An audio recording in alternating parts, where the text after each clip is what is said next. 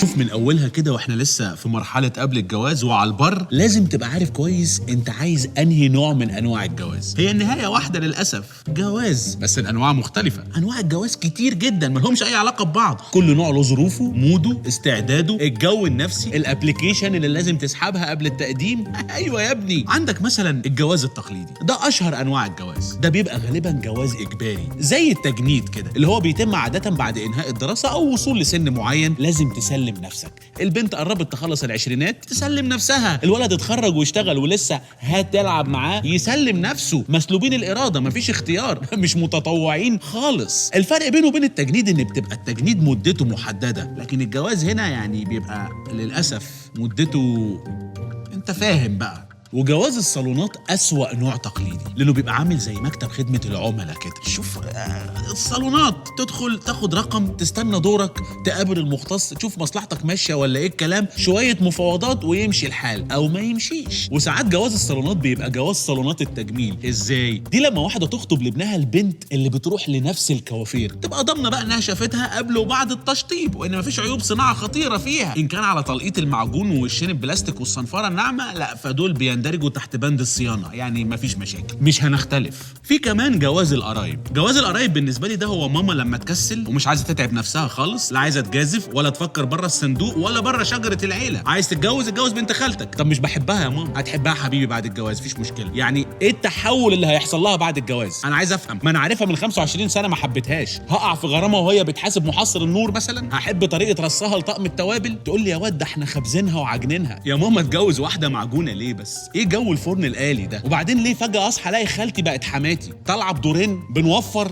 ايه اللخبطه دي؟ طب خد بنت عمك، بنت خالك، طب مرات خالك، طب ابن عمتك. ايه بتحافظوا على السلاله النادره؟ ما بتدخلوش غريب ما بينكم؟ في ايه؟ في طبعا الجواز عن حب، اهو ده حلو، ده بقى النهايه السعيده، حلم كل شاب وفتاه جميل. بس هو مشكله النوع ده انه تريكي شويه، خادع كده، ملوش ملكه، مش مضمون، لان سبب الجوازه نفسه غالبا بيختفي بعد ال3 أسابيع من الجواز. يعني اخر اسبوع في شهر العسل تبدا الغشاوه اللي على العينين اللي هي على شكل قلوب دي تروح، الميك اب يتمسح، الكحكه تتضرب، الشعر يتغسل، البيجامات الكاستور تطلع، الشبشب الزيكو يظهر، الخناقات على الريموت تشتغل، ويبقى السبب اللي اتبنت عليه الليله كلها اتكل على الله. الميزه الوحيده اللي بتفضل في الجوازه دي هي القصه الرقيقه اللي وقت الزنقه بيحكوها لاولادهم. تلاقي الام تقول لاولادها انا اتجوزت بابا عن حب، بقرف كده. او لما تتخانقوا وتمسحوا ببعض بلاط الشقه تفتكروا اللحظات الرومانسيه اللي في الاول، ايام لما كنتوا بتختاروا البلاط ده سوا بلاطه بلاطه عشان تمسحوه في الخناقات عن حب.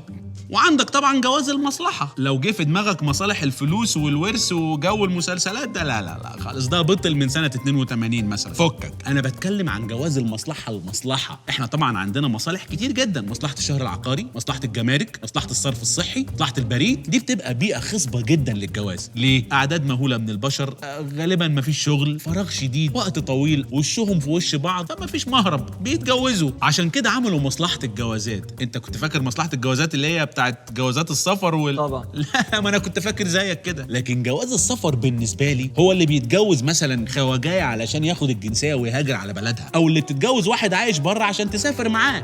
ده حول زي اللي بيروح السينما عشان ياكل فشار بس، او بيتفرج على فيلم وثائقي عشان يسمع المزيكا. ده مش مظبوط. وفي بقى الجوازات السريعه، دي بتبقى غالبا فيها مشكله، مصيبه بتتلحق، جمعيه بتتلم، اعاره هتطير، الجو ده. الجوازه دي عامله زي الاير باك بالظبط اللي بتطلع في الحوادث كده، بتقلل الصدمه بس بتعورك في وشك، ايه لازمتها؟ دي عكس بقى الجوازات الجملي اللي هي على نار هاديه، اللي هي البنت والولد بيبقوا متصاحبين 3 سنين ثانوي ويقروا فاتحه 4 سنين جامعه ويتخطبوا رسمي بعد التخرج 8 سنين كمان، يزهقوا من الوضع ده فيكتبوا الكتاب 2 و4 شهور، فجاه يقرروا يتمردوا على التقاليد، ياخدوا شقه ايجار جديد ويجيبوا اوضه نوم من المناصره ويتجوزوا. خلاص الله، ما كان من الاول. ده انتوا دفعتكم اللواءات يا ظلمه. كان ايه طموحكم؟ معلش يعني دوبلكس في جزر المالديف مثلا على نصيتين، اتفاجئتم؟ ما كان من الاول. لكن عموما في كل الاحوال اتجوز. لو جوازتك حلوه هتبقى سعيد، لو جوازتك وحشه هتستفيد برضه، هتبقى مفكر، محلل، فيلسوف، عميق، ممثل، احتمال تعمل حاجات كوميدي سخيفه زي واحد صاحبي يعني بيعمل حاجات شبه كده. بس انت نسيت تتكلم عن الجوازه التانية. اخرس، جوازه تانية؟ انت اتجننت؟ اي حاجه اكلمك فيها تقولها على الملأ كده؟ ده بيتهيألي ان في جوازه تانية. ايوه، الجوازه التانية دي مش نوع اصلا.